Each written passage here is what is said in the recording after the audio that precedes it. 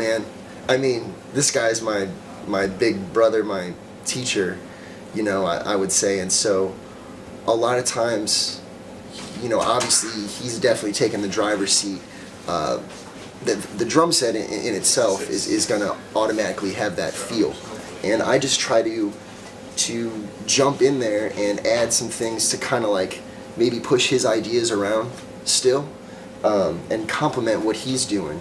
And what I've noticed in the years of playing together is that he's such a musician and such a humble person and open to all types of ideas that he'll totally follow me sometimes if I have an idea, and he'll go with it, and then we end up creating these rhythms together in like the rehearsal process of learning new songs, and we end up creating these rhythms together, and that's why it doesn't feel like drum set and percussion. It feels like one unit. Yeah, I think it starts with respect. I think obviously, I have a great deal of respect for him, and what he does and what he is able to do as a percussionist in his own right, and I think it's vice versa. But I think we share that. I don't think we look at it as who's the boss. I've never heard that term ever, in this situation. But I think it's obvious that I have a role and I have a part, and it's obvious that he has a role and a part in the band, because that's the unique thing about this band. It's just not a band of guys playing things. Each guy has a role, and the band doesn't function properly without those roles and those parts. And but we are able to play our parts as one a whole lot, and that's the joy to me of playing in this situation, is because we're able to create on the spot and play off each other. And like he said, I can create the idea or he can create it, and we'll both play off of whatever's being created. And the way it is now is ridiculous, because it's like the communication don't even have to be verbal anymore. It's like we can just look at each other, or we can feel each other by a certain call that's been played, or a certain pattern that's been played, and things have changed.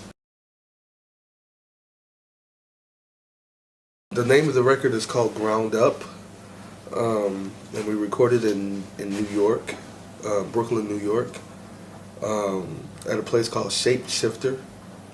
It's a place that's ran by and owned by Matt Garrison and his wife. Matt Garrison, the bass player that plays with everybody, but he's playing with Herbie Hancock, and plays with everybody. Yeah, it was a live session at a warehouse, basically type atmosphere. We set up chairs, but we set up the band in like a circle format, and we were able to create a studio out of all equipment that were taken out of other personal studios in the New York area, and brought it all in, and we played in front of a live studio and audience for 3 nights. We did 2 shows each night, and we had all of the audience on headsets, and they basically heard the session as we heard it, and it was quite interesting, because we were sort of in the studio recording a record, but it was also live in front of an audience, so we had the opportunity to interact with the audiences, with the crowd and what have you, and it was cool. It was great. So it was a great experience. I think that was the second time we did it, but this time to me was even. It was still a different experience because of the way we did it. The first time we did it was a record prior called Tell Your Friends. It was in an actual studio. So, a lot of the things were natural for a studio. Like a lot of the sounds that we were getting were natural because it was a studio. you know. But this time around on the Ground Up record, it was actually a live room. There was no isolated walls like the ceiling. There was no carpet. There were, you know, it was actually a live room. And when I hit the snare, it would ring out through the whole building. And it was really cool. It was different. So. Yeah, Ground Up was probably just a shocking experience for me. Like Sput said, walking into that room before anything was done, when it was just concrete floors, concrete walls, this brand new space that Matt Garrison had built. No one was really playing in there yet. It was still under construction, actually. I remember the day we got there, they were building like a bar.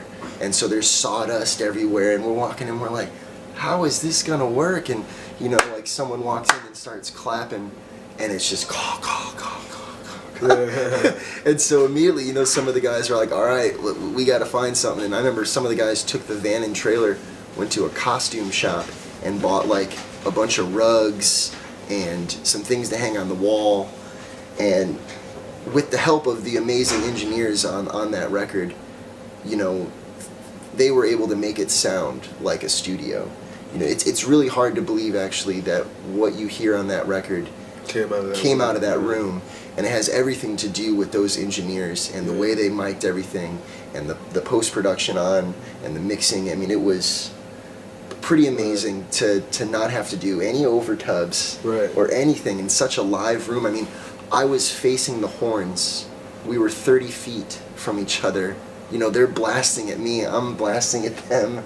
Sput's facing the guitars are facing Sput. I mean, it was an amazing experience, and definitely something that was so unique. I've never been a part of anything like that ever before. Shout out to D